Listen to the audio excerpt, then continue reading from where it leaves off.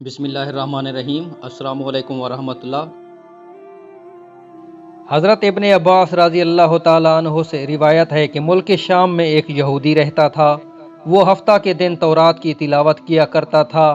ایک دفعہ تورات کھولی تو اس میں 4 مقام پر حضرت صلی اللہ علیہ وآلہ وسلم کی تعریف و توصیف دیکھی۔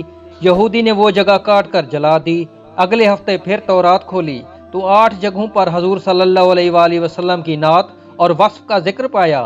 اس نے یہاں سے بھی کاٹ کر جلایا۔ تیسرے ہفتے تورات کھولی تو یہی تذکرہ کئی مرتبہ موجود پایا۔ یہودی سوچنے لگا کہ اگر میں یوں ہی کرتا رہا تو ساری کی ساری تورات اس تذکرہ سے پر ہو جائے گی۔ اپنے ساتھیوں سے کہنے لگا کہ محمد صلی اللہ علیہ وآلہ وسلم کون ہے؟ انہوں نے جواب دیا کہ تمہارے لیے بہتر ہے کہ نہ تو اسے دیکھے اور نہ وہ تمہیں دیکھے۔ یہودی کہنے لگا کہ تورات کی قسم، مجھے اس کی زیارت سے نہ روکو۔ پس ساتھیوں نے اجازت دی اور یہ اپنی سواری پر سوار ہو کر منزل با منزل چلتا رہا۔ مدینہ منورہ کے قریب پہنچا تو نہایت خوبصورت باریش سلمان فارسی رضی اللہ تعالیٰ عنہ سے ملاقات ہوئی۔ ان کے حسن کو دیکھ کر سمجھا کہ یہی محمد صلی اللہ علیہ وآلہ وسلم ہیں۔ حالانکہ آپ صلی اللہ علیہ وآلہ وسلم کو اس دنیا سے سفر کیے 3 دن ہو چکے تھے۔ حضرت سلمان رضی اللہ تعالیٰ عنہ اس کی بات سے روئے اور کہا، میں تو محمد صلی اللہ علیہ وآلہ وسلم کا خادم اور غلام ہوں۔ یہودی بولا، پھر آپ صلی اللہ علیہ وآلہ وسلم کہاں ہیں؟ اب سلمان رضی اللہ تعالیٰ عنہ سوچنے لگے کہ اگر وصال کی خبر سناتا ہوں تو یہ واپس ہو جائے گا، اگر یہ کہہ دوں کہ موجود ہیں تو جھوٹ ہوگا۔ آخر کار سلمان رضی اللہ تعالیٰ عنہ یہودی سے کہنے لگے کہ میں تجھے حضور پاک صلی اللہ علیہ وآلہ وسلم کے صحابہ کے پاس لے چلتا ہوں۔ مسجد میں آئے تو صحابہ رضی اللہ تعالیٰ عنہ سب غم کی تصویر بنے ہوئے تھے۔ یہودی نے یہ سمجھ کر کہ محمد صلی اللہ علیہ وآلہ وسلم ان میں موجود ہوں گے، السلام علیکم یا محمد کا کلمہ کہا، جس سے تمام صحابہ کرام میں ایک کوہرام مچ گیا اور سب آہو بکا کرنے لگے اور یہودی سے پوچھنے لگے کہ تو کون ہے جس نے ہمارا زخم تازہ کر دیا؟ یہ تو کوئی اجنبی معلوم ہوتا ہے، اور شاید تجھے معلوم نہیں کہ حضور صلی اللہ علیہ وآلہ وسلم کا 3 دن پہلے وصال ہو چکا ہے۔ یہ سن کر وہ یہودی چیخنے لگا کہ ہائے میرا غم، میری سفر کی ناکامی، اور اے کاش میری ماں مجھے نہ جنتی اور جن ہی دیا تھا تو کاش میں تورات نہ پڑھتا، اور وہ بھی پڑھی تھی تو کاش آپ صلی اللہ علیہ وآلہ وسلم کی تعریف و توصیف پر نظر نہ پڑتی، اور اگر یہ بھی ہو گیا تو مجھے آپ صلی اللہ علیہ وآلہ وسلم کی زیارت نصیب ہو جاتی۔ پھر کہنے لگا، کیا یہاں پر حضرت علی رضی اللہ تعالیٰ عنہ موجود ہیں جو مجھے حضور صلی اللہ علیہ وآلہ وسلم کے اوصاف اور حلیہ مبارک کا تعارف کروائیں؟ حضرت علی رضی اللہ تعالیٰ عنہ آگے بڑھے اور فرمایا، میرا نام علی ہے۔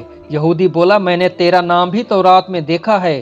حضرت علی رضی اللہ تعالیٰ عنہ نے حضور پاک صلی اللہ علیہ وآلہ وسلم کا حلیہ بیان کرنا شروع کیا کہ آپ صلی اللہ علیہ وآلہ وسلم نہ حد سے زیادہ لمبے اور نہ زیادہ چھوٹے تھے۔ سر مبارک انتہائی خوبصورت تھا، پیشانی کوشادہ اور آنکھوں کا رنگ خوب سیاہ تھا۔ آپ صلی اللہ علیہ وآلہ وسلم کی پلکیں دراز تھیں، ہنسی کے دوران میں دانتوں سے شعائیں نکلتی تھیں، سینہ سے ناف تک بالوں کی لکیر تھی، ہتھیلیاں پر گوشت تھیں، قدموں کے تلوے قدرے گہرے تھے، بدن کے جوڑوں کی ہڈیاں موٹی تھیں، مثلا کوہنیاں اور گھٹنے، اور آپ صلی اللہ علیہ وآلہ وسلم کے شانوں کے درمیان مہر نبوت تھی۔ یہودی کہنے لگا، علی تو نے جو کچھ بتایا سچ بتایا، تورات میں آپ صلی اللہ علیہ وآلہ وسلم کی تعریف و توصیف اسی طرح موجود ہے۔ حضور صلی اللہ علیہ وآلہ وسلم کا کوئی کپڑا موجود ہو تو میں سونگنا چاہتا ہوں۔ علی نے کہا، ہاں سلمان جاؤ اور فاطمہ سے کہو کہ رسول اللہ صلی اللہ علیہ وآلہ وسلم کا جبہ ذرا بھیج دو۔ سلمان رضی اللہ تعالیٰ عنہ نے دروازہ کھٹکھٹایا۔ اندر سے حضرت فاطمہ رضی اللہ تعالیٰ عنہ کی آواز آئی۔ حضرت سلمان رضی اللہ تعالیٰ عنہ نے علی رضی اللہ تعالیٰ عنہ کا پیغام دیا اور سارا قصہ سنایا۔ آپ جبہ نکال کر لائیں جو 7 جگہوں سے کھجور کے ریشہ کے ساتھ سلا ہوا تھا۔ حضرت علی رضی اللہ تعالیٰ عنہ نے اسے پکڑ کر سونگھا، پھر دوسرے صحابہ کرام رضوان اللہ اجمعین نے، پھر یہودی پکڑ کر سونگھنے لگا اور کہا کہ واہ کیسی عمدہ خوشبو ہے۔ پھر حضور صلی اللہ علیہ وآلہ وسلم کی قبر شریف پر حاضر ہوا اور آسمان کی طرف سر اٹھا کر کہنے لگا کہ اے اللہ، میں گواہی دیتا ہوں کہ تو واحد، یکتا اور یگانہ ہے، کائنات تیری نیاز مند اور تو بے نیاز ہے، اور میں یہ بھی گواہی دیتا ہوں کہ اس قبر شریف میں تیرا حبیب صلی اللہ علیہ وآلہ وسلم ہے۔ جو کچھ اس نے فرمایا میں اس کی تصدیق کرتا ہوں اور اس پر ایمان لاتا ہوں۔